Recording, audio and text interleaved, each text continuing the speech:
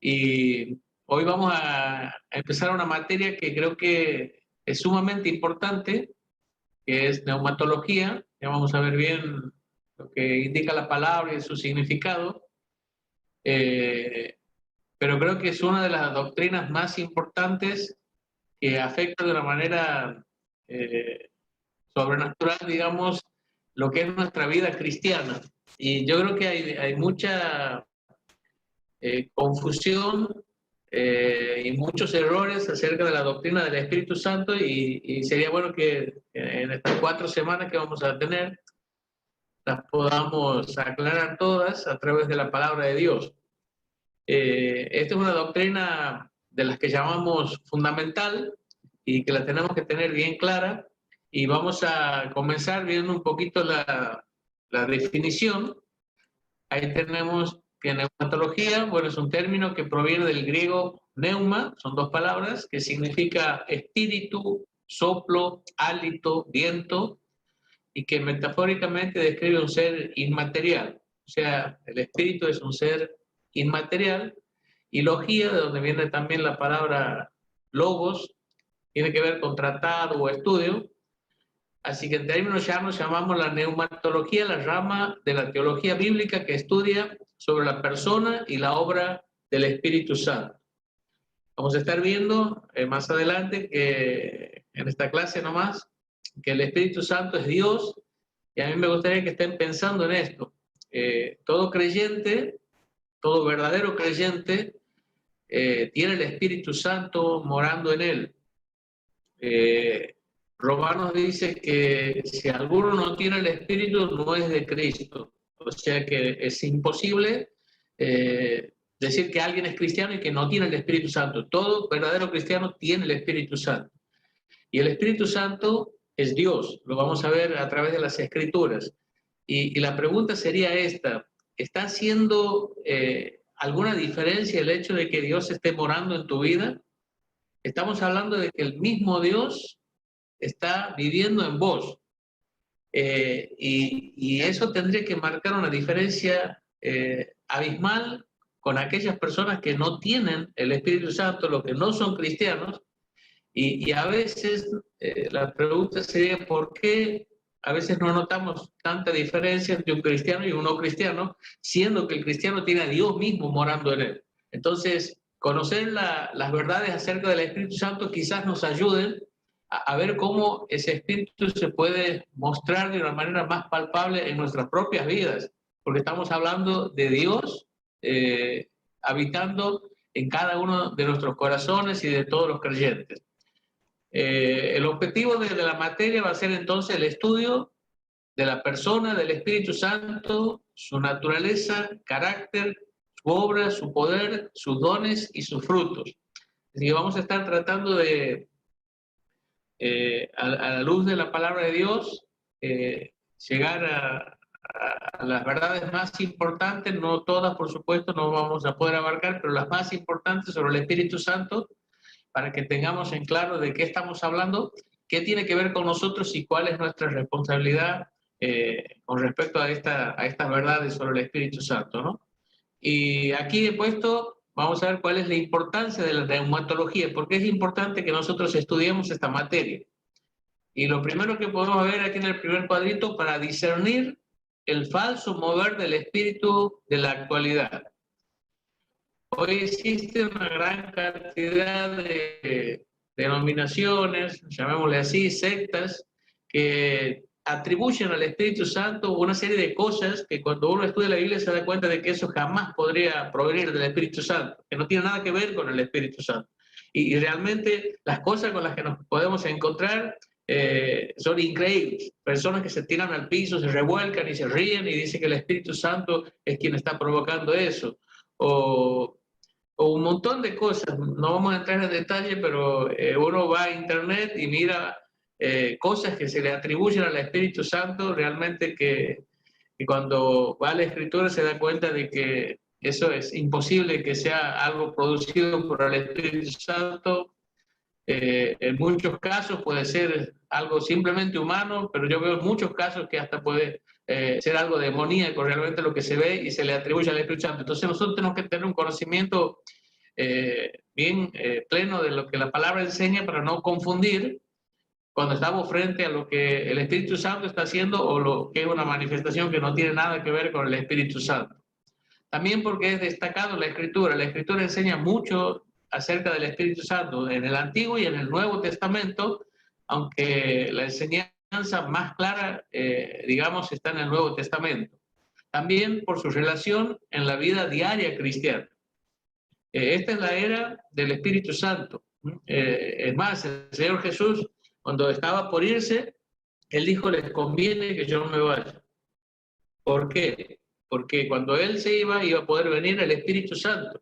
Para ellos, lo mejor era seguir allí teniendo al Señor Jesús entre ellos, pero Él les dice, no, les conviene, va a ser mejor. Él está ahora con vosotros, pero estará en vosotros, le dice, y es fundamental la obra del Espíritu Santo en un creyente para que pueda vivir una vida que realmente honre y glorifique a Dios y una vida que se eleve por sobre el nivel de la mediocridad. Esto tiene que ver con cuánto está permitiendo al Espíritu Santo obrar, gobernar y conducir su vida. También es importante porque sin el Espíritu Santo el evangelismo sería un fracaso. Nosotros mismos recibimos el poder gracias al Espíritu Santo, porque el Señor Jesús dijo, recibiréis poder cuando venga el Espíritu Santo y me seréis testigos en Jerusalén, en toda Judea, en Samaria y hasta lo último de la tierra. Ahí la palabra testigo, digamos, su raíz tiene que ver con mártir, lo que significa que el Espíritu Santo nos va a dar la capacidad aún de dar nuestras vidas por el mensaje del Evangelio. Y también dice que el Espíritu Santo es quien va a convencer al mundo de pecado, de justicia y de juicio. Por lo tanto, es necesario y fundamental la obra del Espíritu Santo en la tarea de evangelismo para que podamos nosotros llevar a una persona a los pies de Cristo. También el último cuadrito dice, porque toda relación divina con el ser humano es trinitaria. Padre, Hijo y Espíritu Santo. Vamos a ver que siempre, cuando Dios se relaciona con nosotros, vamos a ver involucrada a la Trinidad en esto, y por eso es que nosotros tenemos que tener en claro no solo quién es el Padre, quién es Jesucristo, sino también quién es el Espíritu Santo. Todo el estudio se va a basar en la verdad bíblica de que Dios es un Dios único, es un Dios, pero está formado por tres personas, y este diagrama aquí, esta imagen, más o menos nos ayuda a entender, digamos, lo que es la Trinidad, que es el Padre, el Hijo y el Espíritu Santo.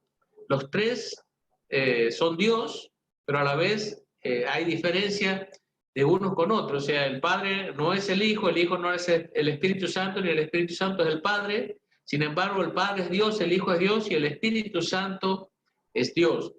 A lo largo de los siglos del cristianismo, muchas veces se ha atacado esta verdad, a veces negando la deidad del Espíritu Santo. Algunos dicen que no es Dios y que simplemente tampoco es una persona, que es una fuerza, que es una influencia, que es un poder.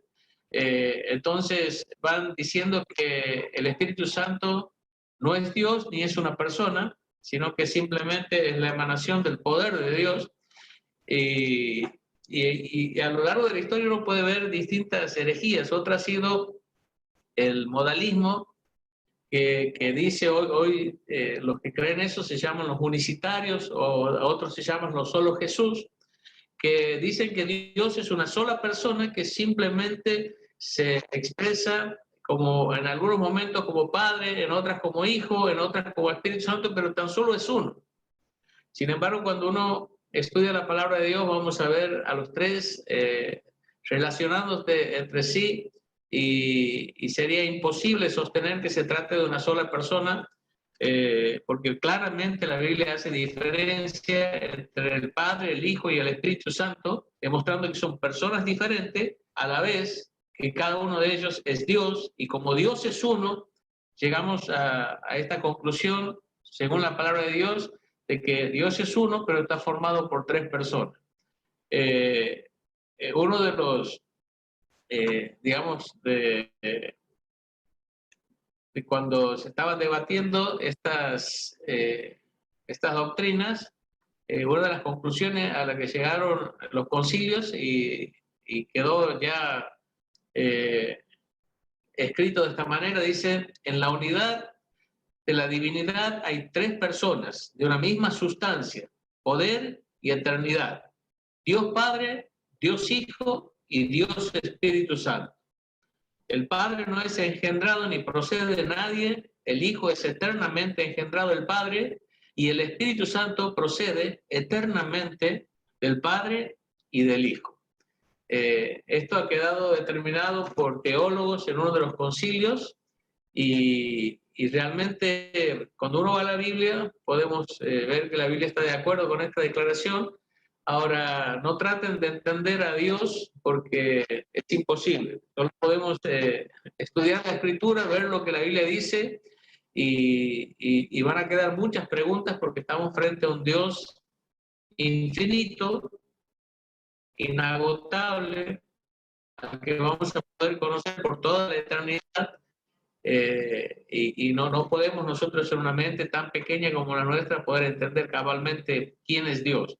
Pero partimos de esto, de que Dios es uno, pero está formado por tres personas: el Padre, el Hijo y el Espíritu Santo. Y la neumatología enfoca el estudio entonces en una de las personas, que es el Espíritu Santo. Entonces vamos a ver quién o qué es el Espíritu Santo, y vamos a ver en esta noche que el Espíritu Santo es una persona y que Él es Dios. O sea, es una persona y es una persona divina. Entonces vamos a ver algunos pasajes y algunas verdades de la Escritura que nos van demostrando claramente que el Espíritu Santo es una persona, que no es una fuerza, un poder, una influencia, sino que es una persona y que tiene todos los atributos que corresponden a una persona. Entonces, el Espíritu Santo posee atributos que solo tienen las personas. Vamos a ver, él posee inteligencia. Vamos a ver que un ser humano o una persona, digamos, las características que tiene es que tiene intelecto, que tiene emoción y que tiene voluntad. Entonces vamos a ver a través de la Escritura que el Espíritu Santo tiene primero que posee inteligencia. Fíjense en 1 Corintios 12:8 dice: porque a este es dada por el Espíritu Santo palabra de sabiduría, a otro palabra de ciencia según el mismo Espíritu. Es el Espíritu Santo quien da palabra de sabiduría, y es el Espíritu Santo quien da palabra de ciencia, y quien hace eso solo puede ser alguien que tenga la capacidad de razonar y de entender las cosas. Otros versículos, por ejemplo, Isaías 11:2 dice: y reposará sobre él el Espíritu de Jehová, espíritu de sabiduría y de inteligencia, espíritu de consejo y de poder, espíritu de conocimiento y de temor de Jehová. Nehemías 9:20 dice: y enviaste tu buen espíritu para enseñarles, y no retiraste tu maná de su boca, y agua les diste para su sed. Y 1 Corintios 2:10-11 dice: pero Dios nos la reveló a nosotros por el Espíritu, porque el Espíritu todo lo escudriña aún lo profundo de Dios. Porque ¿quién de los hombres sabe las cosas del hombre sino el Espíritu del hombre que está en él? Así tampoco nadie conoció las cosas de Dios sino el Espíritu de Dios. O sea que tiene la capacidad de conocer, la capacidad de enseñar, tiene inteligencia, por lo cual podemos decir que el Espíritu Santo tiene intelecto, o sea, la capacidad de razonar, de pensar y de transmitir esos conocimientos. También podemos ver que él posee voluntad, la capacidad de decidir. Dice 1 Corintios 12:11, en un contexto cuando está hablando de los dones que se da a la iglesia para su funcionamiento, dice: pero todas estas cosas las hace uno y el mismo Espíritu, y fíjense, dice, repartiendo a cada uno en particular como él quiere. O sea que él tiene voluntad, él decide sobre ciertos asuntos y él reparte los dones como él quiere, o sea, tiene voluntad. También podemos ver que él posee poder, que es diferente a que él es un poder. No, él es una persona que posee poder. Entonces, ahí dice en Romanos 15, dice: y el Dios de esperanza os llene de todo gozo y paz en el creer, para que abundéis en la esperanza por el poder del Espíritu Santo, con potencia de señales y prodigios en el poder del Espíritu de Dios. Y vamos a mirar otros versículos que van demostrando de que el Espíritu Santo tiene poder, pero no que el Espíritu Santo es un poder o una influencia. Entonces respondió y me habló diciendo, esta es palabra de Jehová a Zorobabel que dice, no con ejército ni con fuerza, sino con mi espíritu, ha dicho Jehová de los ejércitos. O sea, el Espíritu Santo es el que da poder para la victoria al pueblo de Dios. Y en Efesios 3:16 dice, para que os dé conforme a la riqueza de su gloria, el ser fortalecidos con poder en el hombre interior por su espíritu. También podemos ver que él tiene conocimiento. Es un pasaje que está con uno que hemos leído antes, pero dice las cosas que Dios ha preparado para los que le aman. Dice, pero Dios nos las reveló a nosotros por el Espíritu, porque el Espíritu todo lo escudriña, aún lo profundo de Dios. Porque ¿quién de los hombres sabe las cosas de los hombres, sino el Espíritu del hombre que está en él? Así tampoco nadie conoció las cosas de Dios, sino el Espíritu de Dios. O sea que él tiene la capacidad de conocer y en realidad él es omnisciente. También vamos a ver que él posee amor. Pero ruego, hermanos, por nuestro Señor Jesucristo y por el amor del Espíritu, que me ayudéis orando por mí a Dios. O sea que él tiene la capacidad también de sentir. Tiene intelecto, tiene emoción, tiene voluntad. Por lo tanto, el Espíritu Santo es más que una fuerza, una influencia, un poder, es una persona que tiene los atributos y las características de persona, así lo demuestra la Escritura. También vamos a ver que al Espíritu se le atribuyen hechos personales. Aquí hay una pregunta, dice, ¿por qué nosotros actuamos como seres humanos? Porque lo somos. ¿Por qué el Espíritu Santo actúa como una persona? Porque es una persona, justamente. El Espíritu Santo es una persona y una de las tres personas que forman la Trinidad. El único Dios formado por tres personas. Podemos ver que el Espíritu Santo habla, dice ahí, Él habla. Dice, ministrando esto al Señor en Hechos 13:2, perdón, dice, ministrando estos al Señor y ayunando, dijo el Espíritu Santo. O sea, habló el Espíritu Santo, apartadme a Bernabé y a Saulo para la obra a que los he llamado. Este hablar, digamos, esta acción es propio de una persona. También él intercede, dice, y de igual manera el Espíritu nos ayuda en nuestra debilidad, pues que hemos de pedir como viene, no lo sabemos, pero el Espíritu mismo intercede por nosotros con gemidos indecibles. Él habla, él intercede, también puedo ver que él testifica, pero cuando venga el Consolador, a quien yo os enviaré del Padre, el Espíritu de verdad, el cual procede del Padre, él dará testimonio acerca de mí. También él da mandatos. Dice, y atravesando Frigia y la provincia de Galacia les fue prohibido. O sea, el Espíritu Santo les prohibió, les dijo no. Dice el Espíritu Santo hablar la palabra en Asia. Y cuando llegaron a Misia, intentaron ir a Bitinia, pero el Espíritu Santo no se lo permitió. O sea que también vemos que da órdenes. El Espíritu Santo también supervisa. Dice, por tanto, mirad por vosotros y por todo el rebaño en que el Espíritu Santo se ha puesto por obispo para apacentar la iglesia del Señor, la cual él ganó por su propia sangre. El Espíritu Santo ha puesto a los obispos, o sea, los sobrevedores, los supervisores, y él mismo también es el que cuida y el que supervisa. También él guía, pero cuando venga el Espíritu de verdad, él os guiará toda la verdad, porque no hablará por su propia cuenta, sino que hablará todo lo que oyere y os hará saber las cosas que habrá de venir. Y también podemos ver que el Espíritu Santo enseña, dice, más el Consolador, el Espíritu Santo, a quien el Padre enviará en mi nombre, él os enseñará todas las cosas y os recordará todo lo que os he dicho. Todas estas acciones son propias de una persona. Es más que suficiente lo que vamos viendo hasta ahora para darnos cuenta que se trata de alguien que tiene intelecto, que tiene emoción, que tiene voluntad, que es una persona y no simplemente un poder o una influencia. En el Espíritu Santo también se observan reacciones personales. Es notable, dice que ciertos hechos que pueden ser cometidos contra el Espíritu Santo solo pueden ser cometidos contra una persona. Lo que muestra también que el Espíritu Santo tiene sentimientos. Por ejemplo, él puede ser contristado, o sea, él puede ser entristecido. y no contristéis, dice, al Espíritu Santo con el cual fuiste sellado para el día de la redención. Sería absurdo decir que una fuerza, podemos decir una fuerza se ha debilitado, pero nunca está triste. Solamente una persona puede tener emociones y ser contristado. También puede ser enojado. Dice allí en Isaías 63:10, mas ellos fueron rebeldes e hicieron enojar su Santo Espíritu, por lo cual se les volvió enemigo y él mismo peleó contra ellos. Y también puede ser tentado. Dice, Pedro le dijo, ¿por qué convinisteis en tentar al Espíritu del Señor? He aquí a la puerta los pies de los que han sepultado a tu marido y te sacarán a ti. También el Espíritu Santo puede ser resistido. Dice, duros de cerviz e incircuncisos de corazón y de oídos, vosotros resistís siempre al Espíritu Santo como vuestros padres, así también vosotros. Y el Espíritu Santo puede ser blasfemado. Todas acciones que son dirigidas o son hechas a una persona. Dice, pero cualquiera que blasfeme contra el Espíritu Santo no tiene jamás perdón, sino que es reo de juicio eterno, porque ellos habían dicho, tiene espíritu inmundo.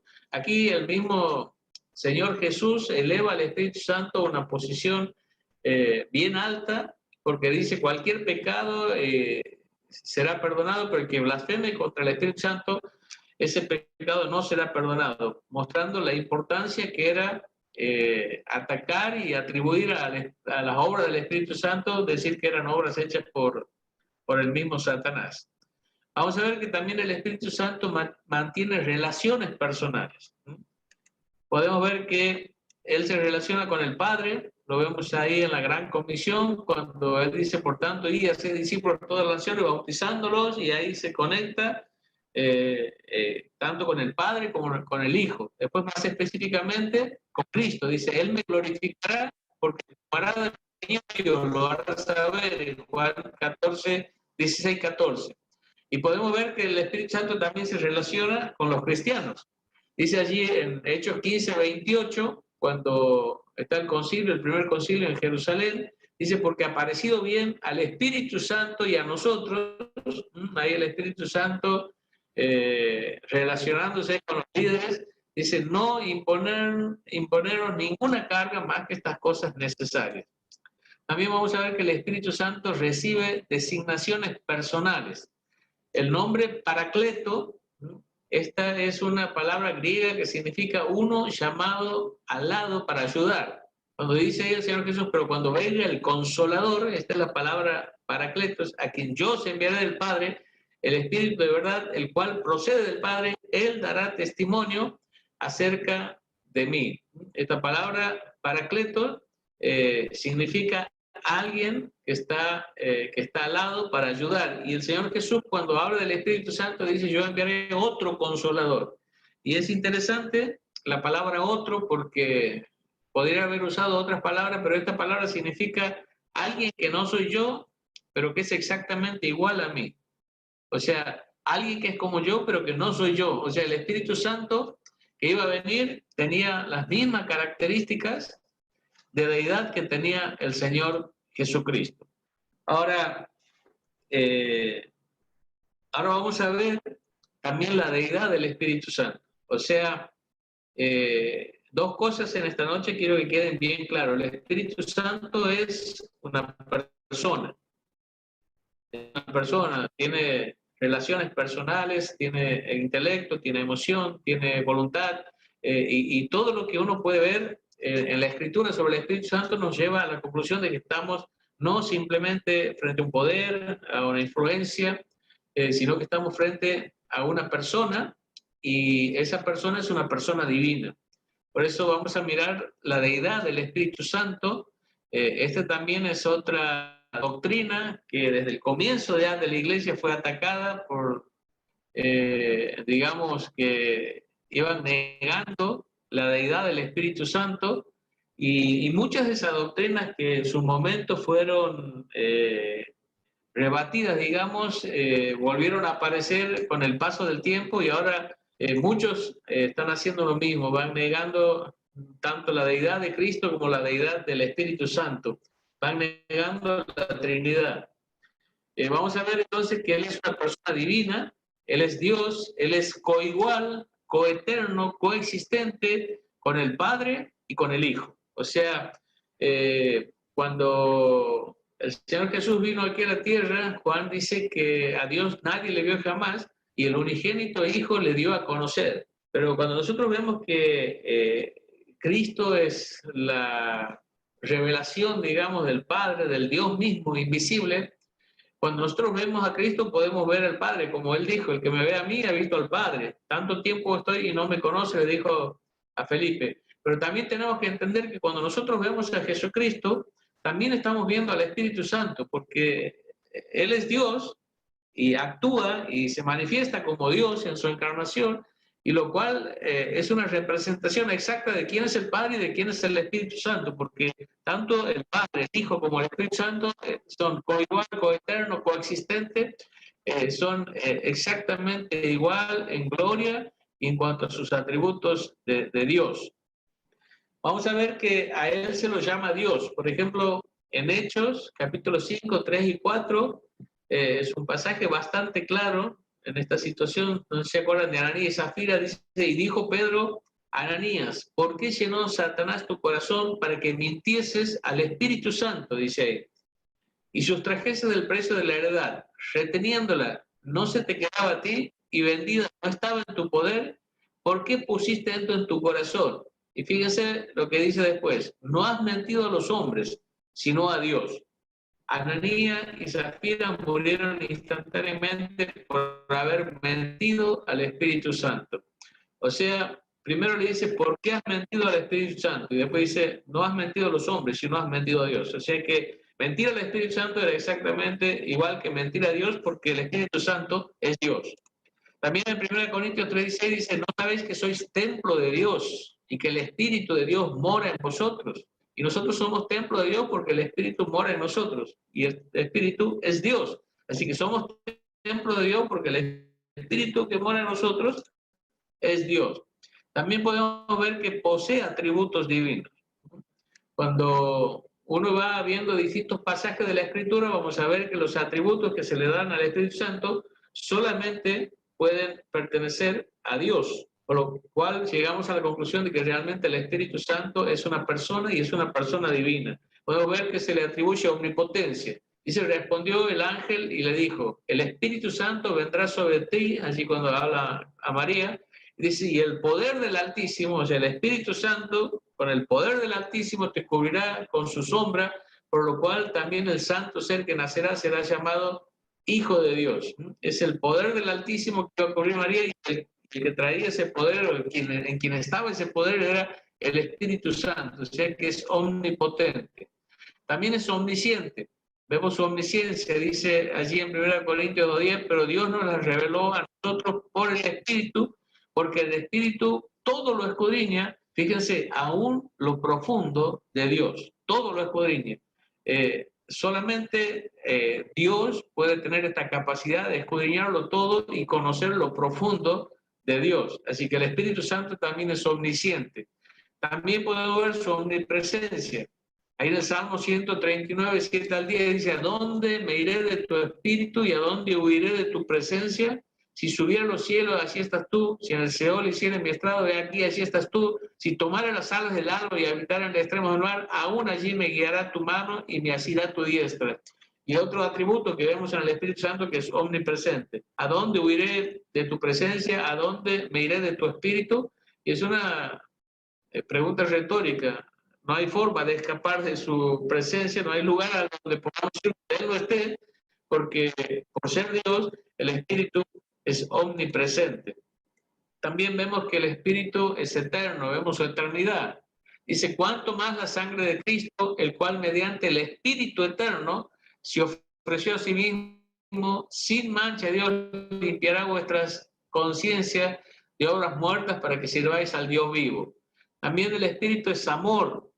En Juan dice que Dios es amor, y también dice que el Espíritu dice, pero ruego, hermano, por nuestro Señor Jesucristo y por el amor del Espíritu, que me ayudéis orando por mí a Dios, en Romanos 15:30. Y también vemos que es santidad, dice, no contristéis al Espíritu Santo. El único ser santo en el grado digamos, máximo es Dios. Y el Espíritu es el Espíritu Santo porque es el mismo Dios con el cual fuimos sellados para el día de la redención. Y vamos a ver que las obras que el Espíritu Santo hace, no solo sus atributos, no solo como se le llama en la Escritura, sino que también las obras que Él hace son las obras que pertenecen a la deidad. Vemos al Espíritu Santo participando en la creación, dice: en el principio creó Dios los cielos y la tierra estaba desordenada y vacía, y las tinieblas estaban sobre la faz del abismo, y dice: y el Espíritu de Dios se movía sobre la faz de las aguas. En otras versiones da la idea de como que el Espíritu de Dios estaba como incubando, así como una gallina está sobre sus huevos, así estaba el Espíritu Santo incubando el momento de la creación, cuando la tierra todavía necesitaba ser ordenada y cada cosa puesta en su lugar. También dice: envías tu espíritu, el Salmo 104:30, son creados y renuevas la faz de la tierra. Y Job 33:4 dice: el Espíritu de Dios me hizo y el soplo del Omnipotente me dio vida. Y vamos a ver que el Espíritu Santo tiene una participación activa en todo lo que es la creación de los cielos, de la tierra y de todo este universo. También vamos a ver que el Espíritu Santo participa en la regeneración. Dice: respondió Jesús y le dijo: de cierto te digo que el que no naciera de nuevo no puede ver el reino de Dios. Respondió Jesús: de cierto te digo que el que no naciere de agua y del Espíritu no puede entrar en el reino de Dios. Lo que es nacido de la carne, carne es, y lo que es nacido del Espíritu, Espíritu es. No te maravillas de que te dije, o sea, es necesario nacer de nuevo. El viento sopla de donde quiere y oye su sonido, mas ni sabe de dónde viene ni a dónde va. Así es todo aquel que es nacido del Espíritu. Aquí está el Señor Jesús explicando a Nicodemo lo que era nacer de nuevo, la regeneración, la vida nueva que hay en Dios, y vemos que el Espíritu Santo es quien está aquí totalmente involucrado en lo que es la regeneración, en lo que es la nueva vida del cristiano. También vemos en la resurrección, dice: si el Espíritu de aquel que levantó de los muertos a Jesús mora en vosotros, el que levantó de los muertos a Cristo Jesús vivificará también vuestros cuerpos mortales por su Espíritu que mora en vosotros. Romanos 8:11. También participa en la salvación. Dice: y esto eres algunos, mas ya habéis sido lavados. Venía enumerando una lista de pecados. Dice: y estos erais algunos, mas ya habéis sido lavados, y ya habéis sido santificados, y ya habéis sido justificados en el nombre del Señor Jesús por el Espíritu de nuestro Dios. O sea que no solo participa en la regeneración, en la salvación, en la regeneración, en la resurrección, el Espíritu Santo participa en todas las obras que corresponden a Dios, y está involucrado porque Él mismo es Dios. Y también vemos que Él ejerce la soberanía de Dios, dice: pero todas estas cosas las hace uno y el mismo Espíritu, repartiendo a cada uno en particular como Él quiere, ¿no? O sea que Él también ejerce la soberanía de Dios y toma decisiones porque Él mismo es Dios y puede tomarse esas atribuciones. También pueden ver después Zacarías 4:6. Él es reconocido como Dios, por ejemplo, en la Gran Comisión. Ahí vamos a ver que Jesús se acercó y les habló diciendo, dice: toda potestad me es dada en el cielo y en la tierra, por tanto, id y haced discípulos de todas las naciones. Y fíjense aquí: bautizándolos en el nombre, un nombre del Padre, del Hijo y del Espíritu Santo.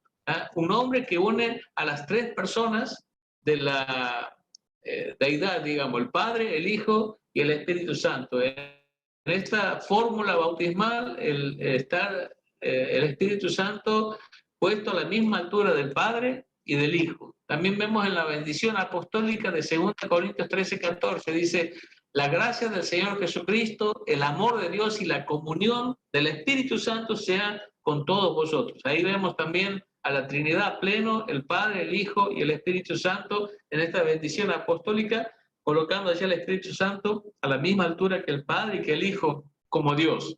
También en la administración de la Iglesia vemos que cumplen distintas funciones, pero ahí están las tres personas de la Trinidad en la iglesia. Dice, ahora bien, hay diversidad de dones, si lo encontramos así, pero el Espíritu es el mismo. Hay diversidad de ministerios, pero el Señor, refiriéndose a Jesús, es el mismo. Y hay diversidad de operaciones, pero Dios, refiriéndose al Padre, que hace todas las cosas, es el mismo. Y vemos allí también, en lo que es la administración de la iglesia, unidos a la misma altura con el Padre y con el Hijo. Y por último, podemos decir que de Él debemos depender como de Dios. Dice en Marcos 13:11, pero cuando os trajeren para entregaros,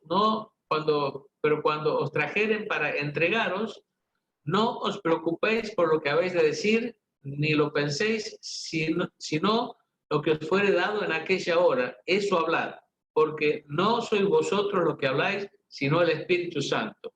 Aquí estaba hablando a los discípulos para cuando iban a venir aquellos tiempos de persecución y cuando iban a tener que enfrentar tribunales, y ahí en esos momentos especiales, esto no significa que uno puede pararse en un púlpito y decir, bueno, voy a hablar lo que el Espíritu me dé, no está hablando en ese contexto, sino cuando iban a ser perseguidos, iban a ser apresados, iban a ser llevados a las autoridades, iban a tener que defender, bueno, ahí iban a tener que depender del Espíritu Santo porque Él iba ahí a poner las palabras justas en su boca para que puedan argumentar su defensa. Y en Romanos 8:26 dice, y de igual manera, el Espíritu nos ayuda en nuestra debilidad. Pues qué hemos de pedir como conviene, no lo sabemos, pero el Espíritu mismo intercede por nosotros con gemidos indecibles. Vamos a terminar aquí, un poquito rápido por el tema del tiempo, pero lo que quería mostrarles a través de todos estos pasajes es que el Espíritu Santo es una persona y que el Espíritu Santo es una persona divina, es Dios.